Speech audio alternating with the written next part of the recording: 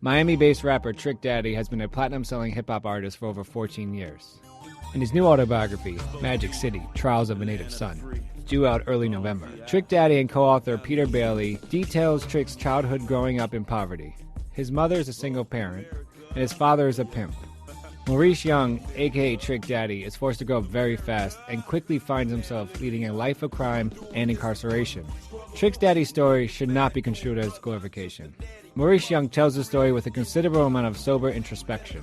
His intention seems to be more than just retelling the life of his story.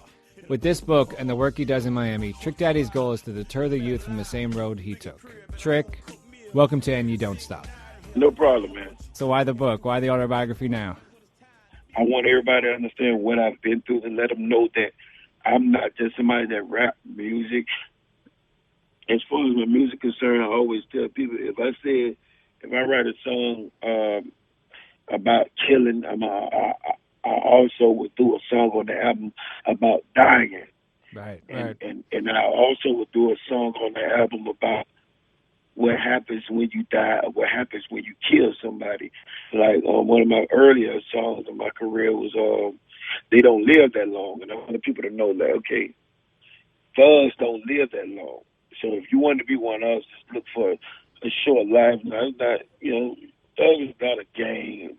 What was your story? What was your defining moment that stopped you? Like, just stopped you totally from doing the life that you were doing? When you're 15 years old, you're inside the prison cage, and they tell you, take everything you got belongs to us now. And they call you boy. They tell you to strip necks, bend over, strip naked, bend over and cough. And they cut your hair against the grain and talk to you any type of way.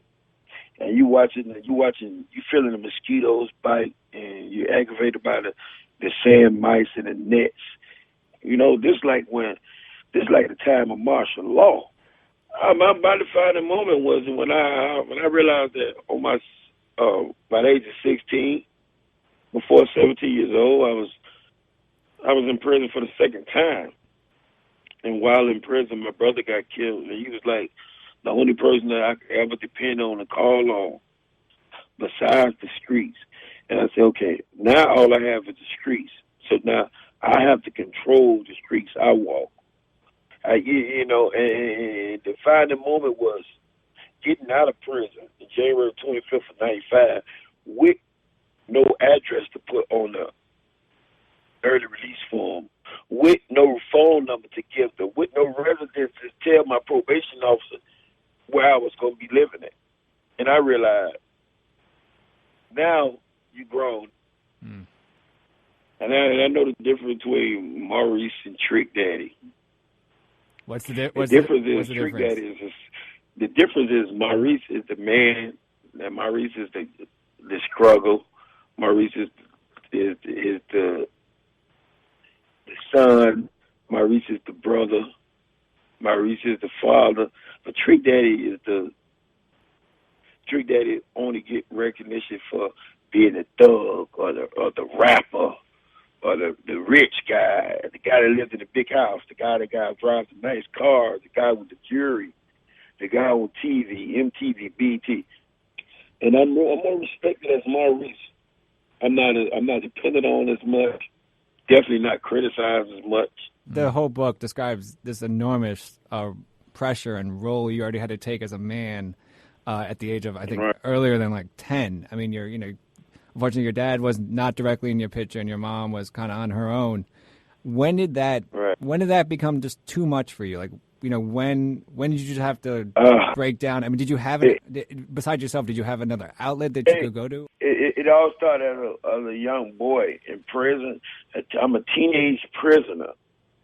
I'm in prison, incarcerated, and I find myself not worrying about when I was going to get out, not worrying about what did I do to get there, but to the point where I'm like, what my mama gonna do now? I'm like, oh my God, this ain't supposed to be like this.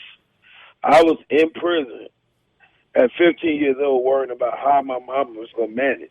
Mm-hmm. I noticed in the book, and I don't know if this was on purpose, but I swear I double-checked and triple-checked, that you refer to your mom by her first name as Pearl. Is there a reason behind that? I mean, sometimes when she's All right. when she's Because there's a reason behind that because it was like my dad has his own identity. My dad's a thug, a 5-time convicted felon.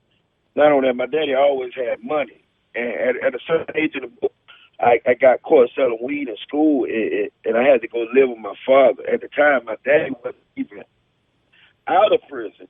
My uncle came and acted like he was my daddy. Mm-hmm. I always wanted to know, like, I'm not Charles' son, I'm Pearl's son. Even in my book, when my mom read my book, she going to take it into consideration.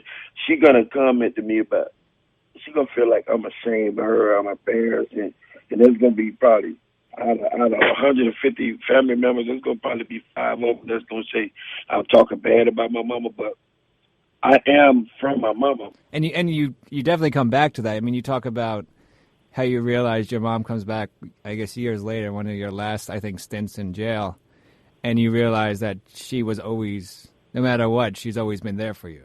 My mom was always there for me, whether she was giving me an ass whooping or whether she was taking my side. She would always tell me the truth. I respected a woman, but my mama comes from South Carolina. My mama was one that originated. My mama was my mama was a grandbaby of a slave. Wow. It's like my mama, left South Carolina with 8th grade education, man, and she came to what Miami, well, we call them city slickers back in the day. She came to Miami and raised 11 kids from 10 different men on her own with help. The only help she got was welfare, food stamps, and God. That's a strong woman. In the book, you kind of, while talking about your life, you throw in some social commentaries where you talk about, I think, your sister being gay, the welfare system, prisons, etc. How'd you kind of figure out what you wanted to kind of, quote unquote, rant about, I guess, and not to make a commentary? If I talked about a situation in my family, like my sister being gay, it's like my sister is proud to be gay, And I don't have a complex. I could be around a homosexual, I could be around a lesbian, and not work, and not have a complex. I won't watch my kids. I don't have a complex with people. Homosexuality, or it's not. You're not born with that. That's a way of life. That's a feeling. That's a comfort zone. And I just accept that because I remember growing up, my same sister, where all the boys wanted her, and she always would beat them up. And if I call her my sister right now, she'd be like, "Hold up, don't try me, man. I'm your brother," And I could talk about things that people wouldn't get offended or uncomfortable with dealing with my family and my past with no problem. As well as the food stamp and welfare, it was so easy in the late 70s and early 80s for a black woman to receive welfare and food stamps. You could tell them, "Oh, I was a prostitute, and I don't know who my baby daddy is," or "My baby daddy on drugs," and they would say, "Okay, here you go." Now, it's so hard to get it. So it's like, my role model was somebody that had a pocket full of money even when the bank was closed. I never had time to want to be like Mike. I want to be like Big Ike. Big Ike and Bo Dilly. Like, it's like, and that's what the average kid in ghetto America, believe in. They believe in happiness. And now whatever could have made me happy at that time, that's what I wanted to be. A child deserves their pictures, their holidays, their birthdays, their smiles and giggles, their jokes and laughter, their memories. Those are the biggest moments, the most important moments to a kid's life. And I really believe that society in itself, being a young black man born out of wedlock with a single parent mama in the ghetto, I think that robbed me of all those childhood days. I never really had a child to be a child. What would people not know that you're doing, I guess, personally to kind of work on changing all that? Just trying to, change those ways, like not get those kids that are growing up like that. I mentor and talk to the little kids, the ones that's in jail, the ones that's on their way to jail, the ones that do silly crimes, pregnant teenagers, and I tell them my story. And I might not tell them in a way that 50% of them not going to respect nor like the tone of voice, and I'm talking to them, but I'm talking to them in a way where if you don't respect what I said, that's because your mind is already made up. because you already, you know what I'm saying? Like, once somebody's mind is made up, we can't change their mind. We can't change the person's heart. Remember, it's like your heart controls your mind. And once they're to the point where I can't tell them nothing, that means they can't be helped. So I would try to go a little further until telling them what help me help somebody else. Everything changes in life. Again, being illiterate, being ghetto, being self-centered, those things forever. Those things are forever, and you have to, you have to read, you have to go back and check about that. A lot of people blame mama. Mama, it's because of you, because I'm on drugs. No, I would tell her, mama, you did your job, baby. You did your job, mama, auntie. You did your job. He want to be grown? Let him go be grown. He couldn't learn from my mistakes. He couldn't learn from his dad's mistakes. He couldn't learn from your mistakes. He want to learn from his own mistakes. And I forced it. I instill in their heart that everybody don't live through mistakes, And just because you ain't been to jail for robbery or been to jail for selling drugs, don't think you slicker than the law. After writing this book and obviously having a moment, I think, to reflect back on your life, do you have any regrets? I have no flaws in my career, my success as a musician, as an entertainer. I have no flaws and regrets in myself as a child of Eddie Pearl Perkins or Charles Young. I have no regrets. I have no cries to God. Which song best defines Trick Daddy, the artist, and Maurice as the man? Tupac's White Man's World, that's Maurice.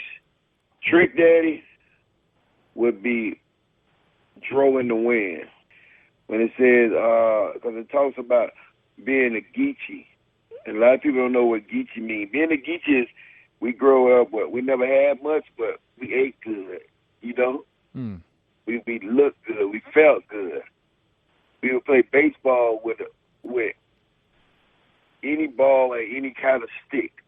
We would eat rice for every meal and some type of bread that's going to definitely fill you up.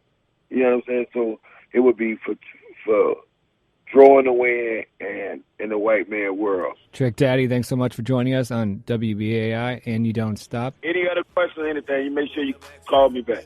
Everyone, make sure to check out that book. It's called Magic City, Trials of a Native Son. It's written by Trick Daddy and Peter Bailey. Trick named 2 songs, but I have to go out with one of my favorite songs by Trick Daddy called Children's Song. Trick, thanks so much for joining us on WBAI 99.5 and You Don't Stop. This is Tim Einenkel with At the Library with Tim Einenkel. Back to you, Chuck. Peace. My little girl's a little lady. And though she often that crazy, she's still my baby. And I anticipate the day that I can see the smile on her face when she be